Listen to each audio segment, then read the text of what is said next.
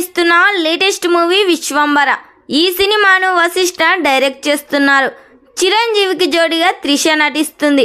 త్రిష ఈ సినిమాలో negative role చేయబోతుంది. దాదాపుగా ఈ సినిమా విఎఫ్ఎక్స్ కోసం వశిష్ఠ 300 కోట్లు ఖర్చు చేస్తున్నారు. విలన్గా రావు రమేష్ నటిస్తున్నారు.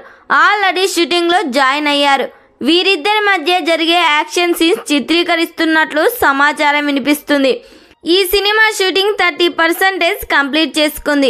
భారీ స్టార్ కాస్ట్తో రూపొందుతున్న ఈ భారీ బడ్జెట్ సినిమాను యువి క్రియేషన్స్ వారు 2025 జనవరి 10 పాన్ ఇండియా లెవెల్లో రిలీజ్ చేయబోతున్నారు.